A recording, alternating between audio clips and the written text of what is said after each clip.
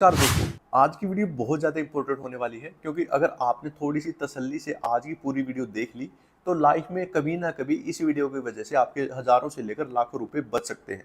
क्योंकि इस वीडियो में हम होम लोन की सारी डिटेल को तो जानेंगे ही, जैसे आपके सामने ये डिटेल है। इन सारे पॉइंट्स को एक एक करके बिल्कुल आसान भाषा में तो जानेंगे ही। इसके साथ साथ ये भी जानेंगे, मान लीजिए आप होम लोन के अलावा कोई भी प्रॉपर्टी खरीदते हैं तो उसमें क्या क्या प्रोसेस होगी, रजिस्ट्री क्या होती है, बयाना क्या होता है, इंतकाल क्या होता है, सारी प्रोसेस को जानेंगे। और ये भी जानेंगे कि कहाँ कहाँ आपके पैसे और लगने वाले हैं। और इसके अलावा हम ये भी जानेंगे, मान लीजिए अगर आप किसी भी बैंक से लोन लोगे तो उस केस में ब्याज तो आपको देना ही पड़ेगा, उसके अलावा भी बैंक आपको बहुत तरीके से पैसे लेता है। तो वो कौन से तरीके हैं जिसमें बैंक आपसे पैसे लेता है और कैसे हम उन पैसों को बचा सकते हैं, तो सारी चीज एक एक करके डिस्कस करेंगे। और सबसे इंपॉर्टेंट बात मैं आपको पहले ही बता दूं, अगर आप कभी भी प्रॉपर्टी खरीदना चाहते हो तो लोन जरूर लीजिएगा। ऐसा नहीं है कि किसी बैंक ने मुझे ये कहने के लिए पैसे दिए हैं, वो हम आगे डिस्कस करेंगे क्यों मैं ऐसा क्यों बोल रहा हूँ। तो आइए जान लेते हैं कि प्रॉपर्टी खरीदने की सारी प्रोसेस क्या है। सबसे पहले तो मैं आपसे पूछना चाहूंगा, अगर आपको कोई घर या प्रॉपर्टी खरीदनी है तो सबसे पहले आप क्या करोगे? तो आप कहोगे हम वो प्रॉपर्टी या घर ढूंढेंगे जो भी हमें खरीदना है। लेकिन ऐसा नहीं है। वो ढूंढने से पहले सबसे पहले आपको जाना बैंक। मैं ऐसा क्यों बोल रहा हूँ, मान लीजिए आपको कोई भी घर खरीदना है, उसकी वैल्यू 2 करोड़ रुपए है और आपके पास 2 करोड़ रुपए नहीं है और आप सोच रहे हैं कि मैं बैंक से लोन ले लूंगा। लेकिन अगर आपको बैंक 2 करोड़ रुपए लोन के रूप में दे ही ना, तब क्या होगा? तो इसीलिए सबसे पहले बैंक जाना है और वहां पे जाके देखना है कि आपको ज्यादा से ज्यादा लोन कितने रुपए का मिल सकता है।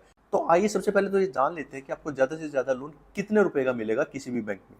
देखिए, अगर आप किसी भी बैंक से लोन लेना चाहते हो तो सबसे इंपॉर्टेंट बात तो ये है कि आप 18 साल के होने चाहिए, उसके बाद ही आपको लोन मिलेगा। और कितना लोन मिलेगा? आपकी जितनी भी सैलरी है उसका लगभग लगभग 60 गुना आपको लोन मिल सकता है। मान लीजिए आपकी 1 लाख रुपए सैलरी है तो लगभग आपको 60 लाख रुपए लोन मिल जाएगा। क्या आपको 60 लाख रुपए लोन मिल ही जाएगा? ऐसा नहीं, वो डिपेंड करेगा कि आप कितने रुपए का घर खरीदना चाहते हो। उसको बोलते हैं एलटीवी वैल्यू। आसान भाषा में अगर हम समझे, मान लीजिए आप 1 से लेकर 30 लाख रुपए का घर लेते हो तो उस केस में आपको 90%, जितने रुपए का भी वो घर होगा उसका 90% आपको लोन के रूप में मिल जाएगा। अगर आप 30 से लेकर 75 लाख रुपए का घर खरीदते हो तो आपको 80% तक का बैंक लोन दे देगा। अगर आप 75 लाख से ज्यादा का कोई भी घर खरीदते हो तो उस केस में सिर्फ 75% ही बैंक आपको लोन देगा। इसको थोड़ा सा आसान भाषा में समझते हैं, मान लीजिए आप 50 लाख रुपए का घर खरीदना चाहते हो तो उस केस में मैंने बताया 30 से लेकर अगर 75 लाख के बीच का अगर आप कोई भी मकान या कोई प्रॉपर्टी खरीदोगे तो 80% आपको लोन मिल जाएगा। तो 50 का अगर हम 80% करेंगे तो लगभग 40 लाख रुपए आपको लोन के रूप में मिल जाएंगे। देखिए, हमें ये तो पता चल गया कि हमें ज्यादा से ज्यादा कितना लोन मिल सकता है। आइए अब जानते हैं कि जो भी हमें लोन मिलेगा उस पर ब्याज कितना लगेगा। देखिए, जैसा कि आपको पता है, जो भी हम लोन लेते हैं एक ब्याज दर के हिसाब से उस पर हमें ब्याज देना होता है। तो ये ब्याज दर जो होती है, जो इंटरेस्ट रेट होती है, दो टाइप की होती है। एक तो होती है ये फिक्स्ड, दूसरी होती है ये फ्लोटिंग। देखिए, इसमें अंतर क्या है? मान लीजिए आपने 50 लाख रुपए का लोन लिया और जब आपने लोन लिया उस टाइम पे जो होम लोन की इंटरेस्ट रेट है वो 7% है।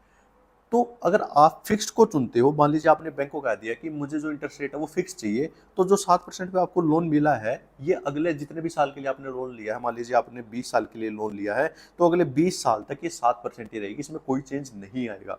अगर आप चुनते हो फ्लोटिंग, तो फ्लोटिंग में क्या होगा, ये जो 7% है ये चेंज होती रहेगी। अगर जो ब्याज दर है वो घट गई तो आपकी ये ब्याज की जो दर है, आपने जो लोन लिया है वो 6.5% भी हो सकती है और आगे जाके ये 8%, 9% जो भी हो सकता है, वो बढ़ भी सकती है, नहीं घट भी सकती है। फ्लोटिंग में बढ़ भी सकती है, घट भी सकती है, लेकिन फिक्स में हमेशा फिक्स रहेंगी। तो अब आप ये कहोगे कि हमें कौन सी लेनी चाहिए, क्या फ्लोटिंग में ज़्यादा फायदा है या फिक्स में ज़्यादा फायदा है? देखिए, ये कोई नहीं बता सकता कि आगे ब्याज दरें घटेंगी या बढ़ेंगी। वो टाइम टू टाइम घटती भी रहती है, बढ़ती भी रहती है। अगर आपको लगता है कि मुझे टेंशन फ्री होना है या अभी जो इंटरेस्ट रेट चल रही है वो कम से कम है, इससे ऊपर जाने वाली है, इससे कम तो होने वाली नहीं है, तो आप फिक्स ले सकते हो। लेकिन फिक्स इंटरेस्ट रेट लेने में आपको एक नुकसान ये होगा, अगर आप किसी भी बैंक से फिक्स इंटरेस्ट रेट लोगे, अगर नॉर्मल ब्याज दर जो इंटरेस्ट रेट है वो 7% चल रही है तो फिक्स आपको लगभग 8.5 या 9% के ऊपर मिलेगी। बैंक आपको 1%, आधा परसेंट पहले ही बढ़ा के फिक्स पे देगा, आपको जो फिलहाल चल रही है वो नहीं देगा। तो आप पर्सनली चूज कर सकते हैं। अगर आपको लगता है कि इसके बाद तो बढ़ने ही वाली है तो फिक्स ले सकते हैं। अगर आपको लगता है कि घट भी सकती है तो उस केस में आप फ्लोटिंग भी रख सकते हैं। और एक और इम्पोर्टेंट पॉइंट, जो भी ब्याज दर होगी, आपने बैंकों को देखा होगा कि 7% लिख दिया, 7.5% लिख दिया, तो क्या सारे कस्टमर को एक ही इंटरेस्ट रेट के हिसाब से लोन मिलता है? ऐसा नहीं है। जो इंटरेस्ट रेट मिलता है वो मेनली डिपेंड करता है जो सिबिल स्कोर होता है, जो हमारा सिबिल स्कोर होता है उसके ऊपर। अगर आपका सिबिल स्कोर अच्छा है अगर वो आपको बोल रहे हैं कि हम आपको 7.5% के ऊपर होम लोन दे देंगे, तो आप उसके साथ डिस्कस कर सकते हो कि आप मुझे ये थोड़ा कम करके दीजिए, दूसरा बैंक मुझे कम दे रहा है, आप उसका नेगोशिएट कर सकते हैं। ऐसा नहीं है कि बैंक ने जो बोल दिया आपको वही इंटरेस्ट रेट रखनी है। अगर आपका सिविल स्कोर अच्छा है तो आप उसके साथ नेगोशिएट कर सकते हैं, उसको कम करवा सकते हैं। जब ये सारी चीज़ फिक्स हो जाएंगी कि जब आप बैंक चले गए, बैंक ने आपको बता दिया आपको ज़्यादा से ज़्यादा कितना लोन मिल सकता है, आपकी जो इंटरेस्ट रेट है, जो ब्याज दर है, वो भी फिक्स हो गई है, तो उस केस में बैंक आपको एक लेटर देगा। वो लेटर में ये लिखा होगा कि आपको ज़्यादा से ज़्यादा इतने रुपए का लोन मिल सकता है, इस ब्याज दर पे मिलेगा और इतने दिनों के लिए मिलेगा। उस लेटर को बोलते हैं सैंक्शन लेटर। तो जैसे ही आपके पास सैंक्शन लेटर आ जाता है, इसका मतलब ये हो जाता है कि आपको श्योरिटी हो जाती है कि ये वाला बैंक आपको इतने रुपए तो लोन देगा ही देगा। उसके हिसाब से फिर आप डिसाइड कर सकते हो कि आपको कितने रुपए तक का घर खरीदना है। तो आपका बजट अपने हिसाब से आप डिसाइड कर सकते हो कि मेरे पास इतना रुपए कैश है, इतना मेरे पास लोन के रूप में आ जाएंगे, तो मैं इतने रुपए तक का घर खरीद सकता हूँ। तो सैंक्शन लेटर का फायदा ये है। और आपको जो सैंक्शन लेटर मिलेगा वो 6 महीने तक वैलिड रहेगा। यानी आपको आज जो सैंक्शन लेटर मिला है उसमें जो इंटरेस्ट रेट वगैरह लिखी हैं, जो जितने रुपए का आपको पास लोन लिखा है, वो आपको 6 महीने तक बैंक की तरफ से आपको एक सैंक्शन होगी, कितने रुपए आप कभी भी लोन के रूप में ले सकते हैं। तो उस बीच में आप जब भी आपका घर फाइनल हो, जब भी आपकी प्रॉपर्टी फाइनल हो, तो आप बैंक को बता सकते हैं मेरी प्रॉपर्टी फाइनल हो गई है। तो उसके बाद की प्रोसेस क्या है? देखिए, उसके बाद की प्रोसेस ये है कि आपको अपना घर या प्रॉपर्टी पसंद करनी है और फिर बैंक को बताना है कि मुझे ये वाली प्रॉपर्टी खरीदनी है, और आप बैंक को बताओगे कि ये तो प्रॉपर्टी 2 करोड़ रुपए की है। तो आप सोच रहे होंगे क्या बैंक ये मान लेगा कि मान लीजिए आपकी प्रॉपर्टी 1 करोड़ रुपए की है और उसको आप 2 करोड़ रुपए की बोल दो ज़्यादा लोन लेने के लिए, तो बैंक आपकी बात मान लेगा? ऐसा नहीं है, बैंक आपकी बात पे विश्वास नहीं करेगा। बैंक एक वैल्यूएटर के भेजेगा और वो वैल्यूएटर ये डिसाइड करेगा कि मार्केट के हिसाब से फिलहाल उसकी प्रॉपर्टी की वैल्यू कितनी है।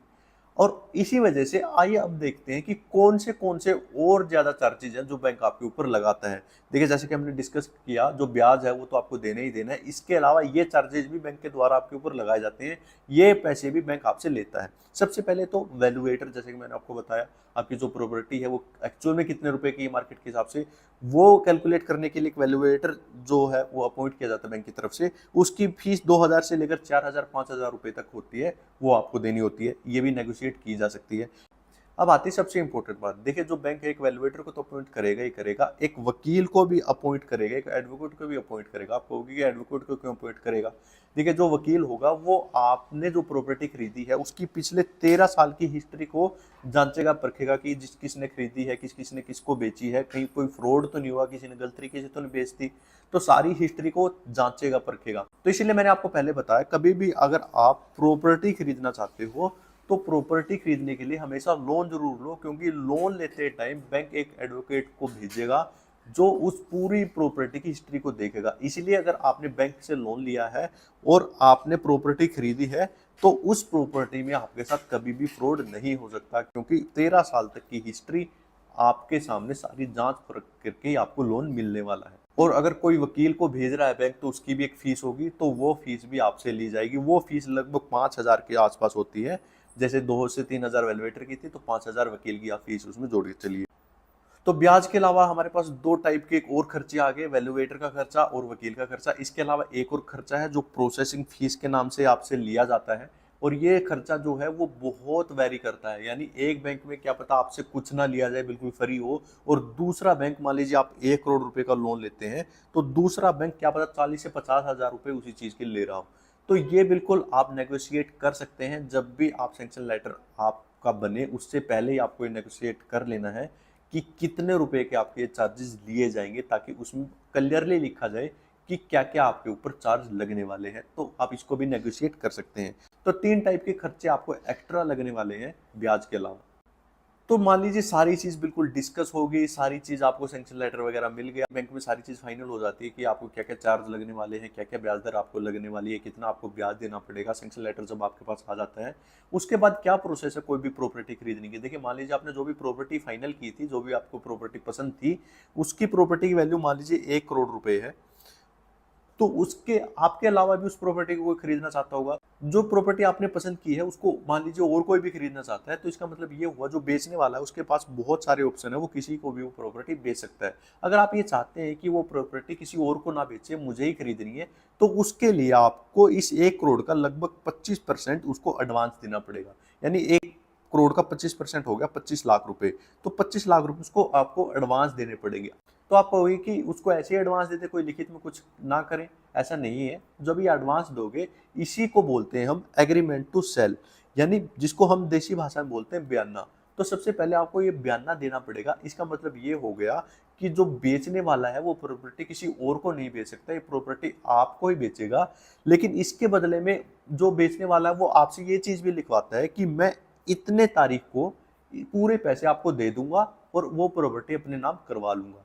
अगर आप जो अगर आप जो तारीख फाइनल होगी उस तारीख को वो पूरे पैसे जितने भी 1 करोड़ रुपए हैं वो पूरे पैसे नहीं दे पाते हैं, तो उस केस में आपने जो 25 लाख रुपए दिए हैं वो जो घर बेच रहा है या जो प्रॉपर्टी बेच रहा है उसके हो जाएंगे और आपको प्रॉपर्टी भी नहीं मिलेगी। इसलिए ध्यान ये रखना है, जो भी तारीख फाइनल हो आपके बयाने में, उस बयाने की तारीख को आपको सारे पैसे अरेंज करने पड़ेंगे। इसीलिए सबसे पहले सैंक्शन लेटर वगैरह ले लो ताकि आपको पैसे की कोई दिक्कत ना रहे। और ये क्या है, बयाना ऐसे ही किसी भी पेपर पे लिख के कर सकते हैं कि हमने पेपर पे लिख दिया, जो सेलर है उसने भी लिख दिया और साइन कर दी, ऐसा नहीं है। कभी भी अगर आप बयाना करो तो 4,000 रुपए का स्टैंप पेपर लो, उसी पर बयाना करो। क्योंकि मान लीजिए कोई डिस्प्यूट हो जाता है बाद में और कोर्ट में केस चला जाता है, तो उस केस में अगर आपने 4,000 रुपए के स्टैंप पेपर पर नहीं बयाना करवाया तो उस केस में आपको बहुत ज्यादा नुकसान हो सकता है।